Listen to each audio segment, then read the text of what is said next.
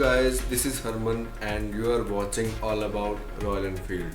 Thanks for tuning into this channel as this channel provides all about Royal Enfield news, text and information about Royal Enfield.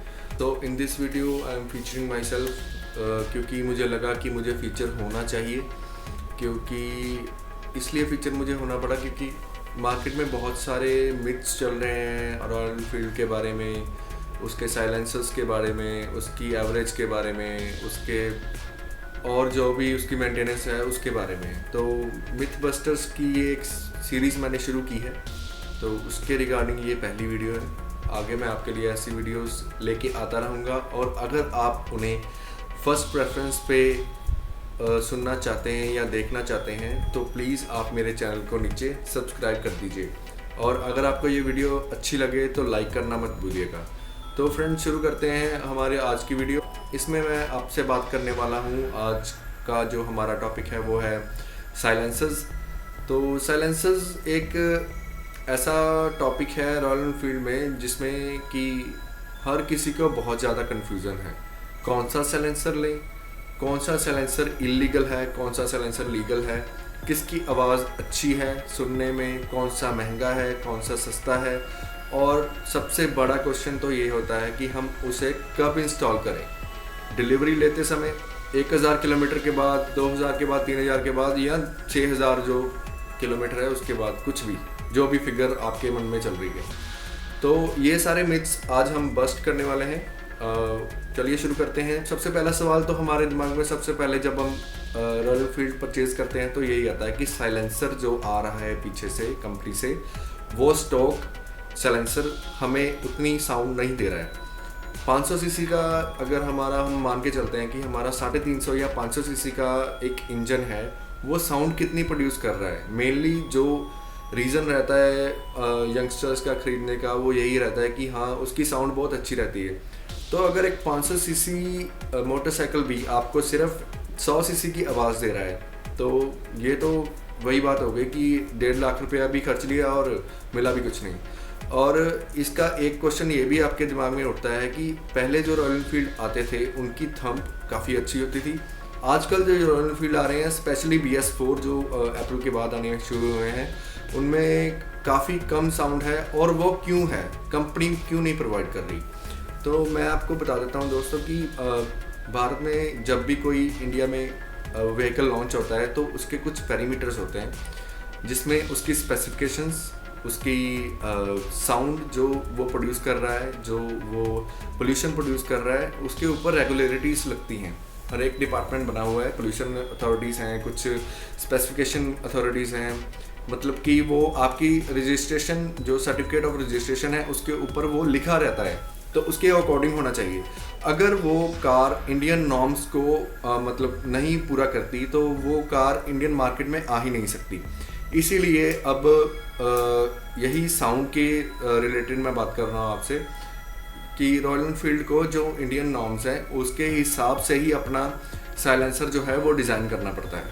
अब तो वो कैसे major करते हैं कि आवाज़ कितनी रहनी चाहिए कितनी नहीं, तो मैं आपको बता देता हूँ कि एक स्टैंडर्डाइज जो मतलब यूनिट रखा है इन्होंने साउंड को मेजर करने का, वो है डेसिबल, DB हम बोलते हैं। आपको किसी भी स्पीकर या किसी कार के सब वूफर में आपको या किसी ईयरफोन में आपको डेसिबल्स आराम से मिल जाएगा कि उसकी वैल्यू इतने डेसिबल से इतने डेसिबल्स में है।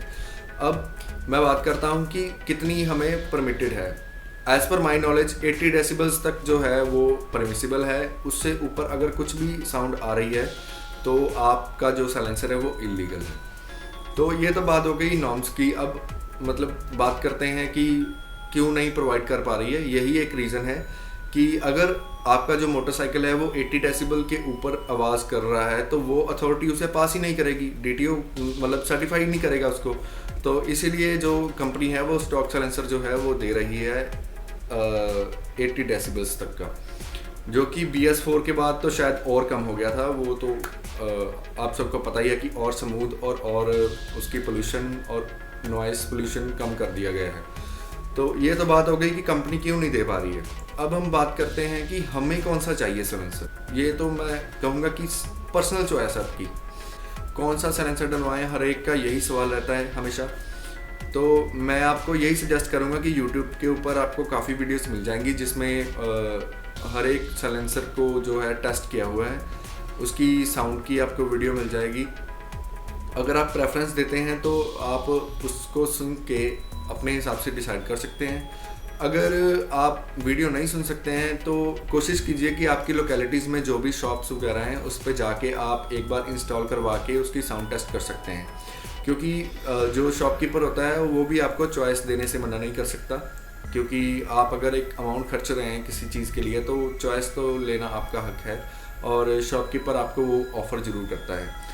तो अगर आप मार्केट नहीं विज़िट कर सकते किसी कारण से, आप यूट्यूब पे देख लीजिए, काफ़ी जो परफॉर्मेंस एग्जॉस्ट हैं उनकी वीडियो यहाँ पे पड़ रखी है और काफ़ी जो है मतलब एग्जॉस्ट हैं उनकी वीडियोस काफ़ी वीडियो मतलब यूट्यूब पर वायरल है।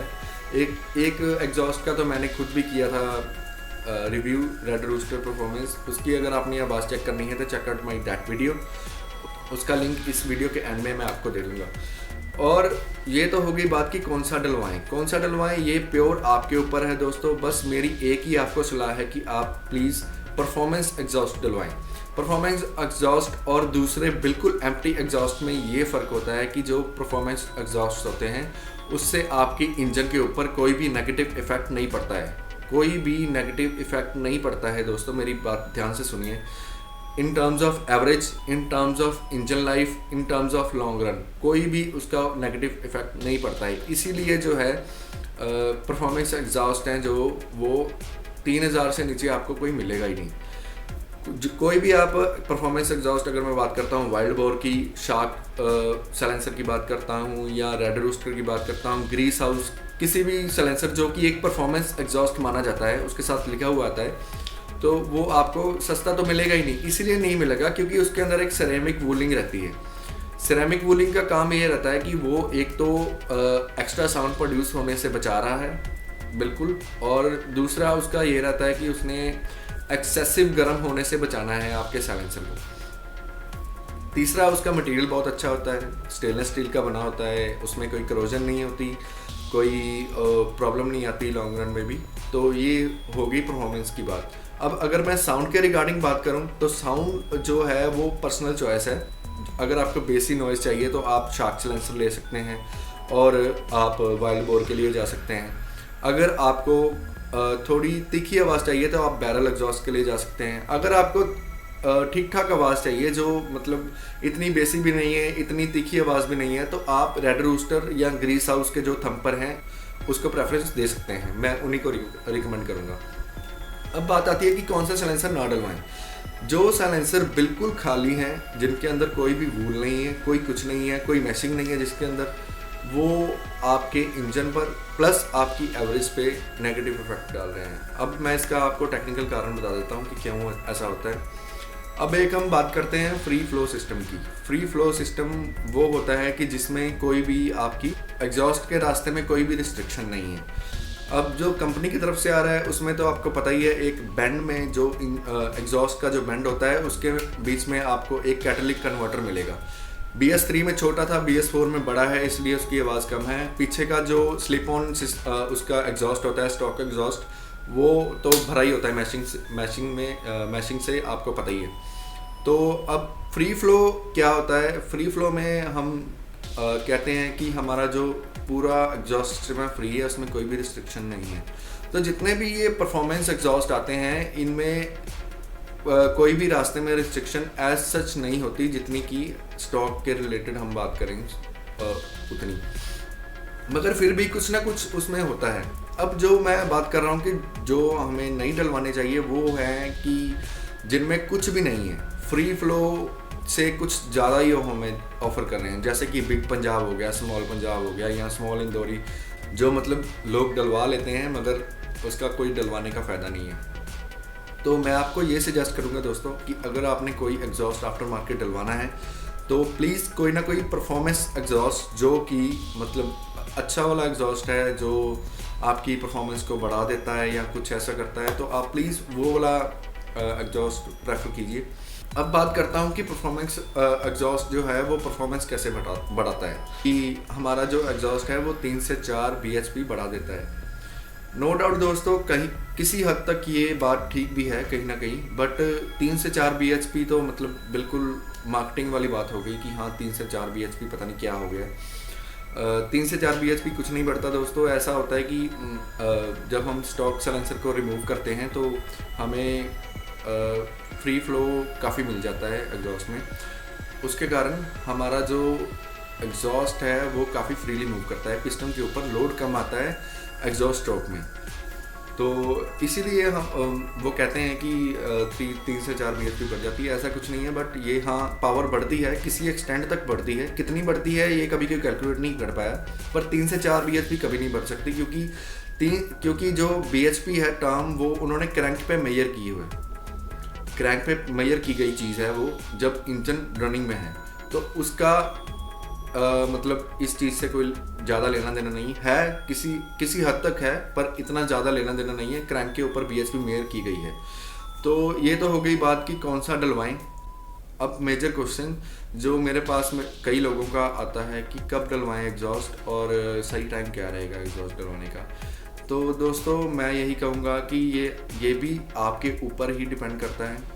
आप चाहे उसे 500 किलोमीटर के बाद डलवाएं, आप चाहे 1000 किलोमीटर के बाद डलवाएं, आप 2000 किलोमीटर के बाद डलवाएं, उसका इंजन के ऊपर कुछ भी नेगेटिव इफेक्ट नहीं आने वाला है जब तक आप अच्छी कंपनी का एग्जॉस्ट प्रेफर करेंगे। अब कईयों का मेरे पास क्वेश्चन आया था कि क्या हम डिलीवरी के टाइम भी एग्जॉस्ट डलवा सकते हैं। मैंने कहा यस, आप डलवा सकते हैं, बिल्कुल डलवा सकते हैं। क्यों नहीं डलवा सकते हैं, क्या रीज़न क्या है उसको ना डलवाने के। कई लोग बोलते हैं कि कंपनी वाले बोलेंगे कि वारंटी वर्ड हो जाती है, ऐसे हो जाता है वैसे। वो तो दोस्तों है ही, वो तो आपको दिमाग में रख के चलना पड़ेगा कि जब आप कुछ भी आफ्टर मार्केट अपने सिस्टम में इंस्टॉल कर रहे हैं तो वो कहीं ना कुछ नेगेटिव इफेक्ट तो देगा ही। इंजन के टर्म में नहीं देगा मगर वारंटी के टर्म में देगा। तो आप प्लीज़ अपने एजेंसी से एक बार कंफर्म कर लीजिए कि ये वाला सेंसर डालने से मेरी वारंटी वर्ड तो नहीं होएगी।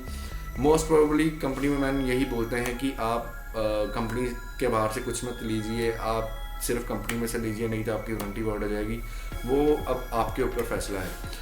तो दोस्तों ये थी कुछ बातें जो मैं समझता था कि आप लोगों के साथ शेयर करनी बहुत ज़रूरी है। तो अगर आपको ये वीडियो पसंद आई, जैसे कि मैंने पहले कहा, प्लीज़ लाइक कर दीजिए, अपने दोस्तों के साथ शेयर कीजिए जिनके पास रॉयल एनफील्ड है।